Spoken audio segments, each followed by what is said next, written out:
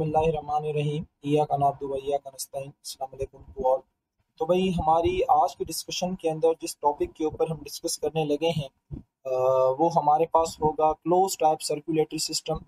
तो आप सब लोगों को पता है कि लास्ट टाइम हमने ओपन टाइप सर्कुलेटरी सिस्टम के ऊपर डिस्कस किया था और उसके कुछ हमने डिसएडवांटेज भी देखे थे और हमने ये भी देखा था कि इंसेक्ट्स के अंदर वो किस पर्पस के लिए इस्तेमाल होता है।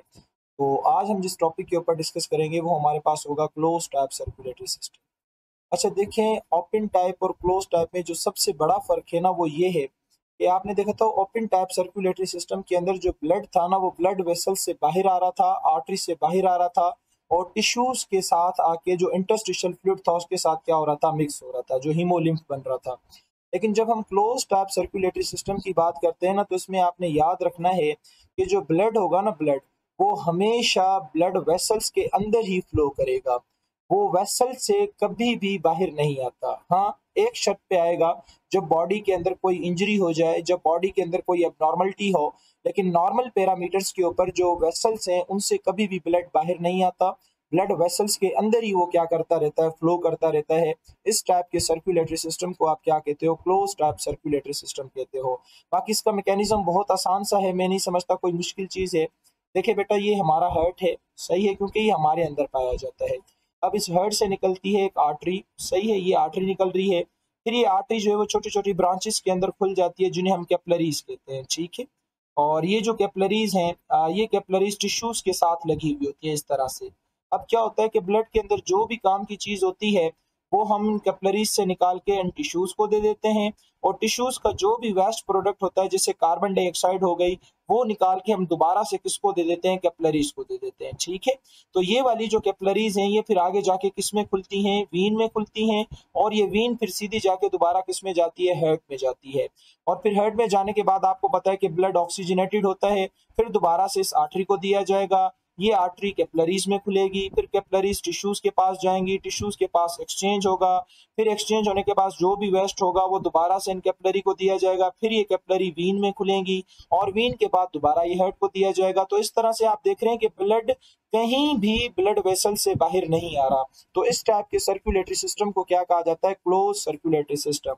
अब आप लोग यहाँ पे परेशान ना हो कि सर ये एक्सचेंज कैसे हुआ, कैपिलरी से निकल के टिश्यू में कैसे गया, फिर टिश्यू से निकल के इस कैपिलरी में कैसे आया, फिर वीन में कैसे गया, हार्ट में ऑक्सीजनेशन कैसे हुई, ये सारी हमारी आगे क्या है, कंप्लीट डिटेल है, तो वहां चल के हम डिस्कस कर लेंगे। अभी जस्ट मैं आपको ये दिखाना चाह रहा हूँ कि देखो कहीं भी बेटा ब्लड जो है वो ब्लड वेसल से बाहर नहीं आया और इस टाइप के सर्कुलेटरी सिस्टम को क्या कहा जाता है, क्लोज टाइप सर्कुलेटरी सिस्टम।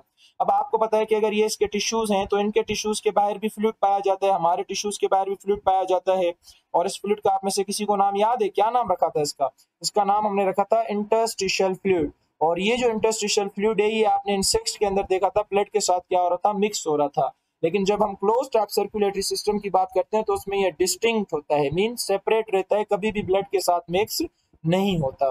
तो मैंने क्या बताया कि सिंपली ब्लड क्या करेगा, हार्ट क्या करेगा, ब्लड को पंप करेगा अंडर हाई प्रेशर के साथ और फिर वो आपकी बॉडी में जाएगा, बॉडी के बाद एक्सचेंज होने के बाद दोबारा से वो आपके हार्ट में आ जाएगा with the help of vein. और जो एक्सचेंज होगा वो आपका हमेशा किस लेवल पे होगा, कैपिलरी लेवल पे होगा, है ना। कभी भी आर्टरी के लेवल पे एक्सचेंज नहीं होता, वीन के लेवल पे एक्सचेंज नहीं होता।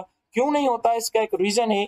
जब इंशाल्लाह हम आर्टरीज वीन्स कैपिलरी पढ़ेंगे तो तब मैं आपको समझाऊंगा कि एक्सचेंज हमेशा कैपिलरी के लेवल पे क्यों होता है। और इस टाइप का जो सर्कुलेटरी सिस्टम है वो मोस्टली एनिलीड्स के अंदर पाया जाता है, कैनोड्रम्स के अंदर पाया जाता है, वर्टिब्रेट्स के अंदर जैसे हम हो गए हमारे अंदर पाया जाता है।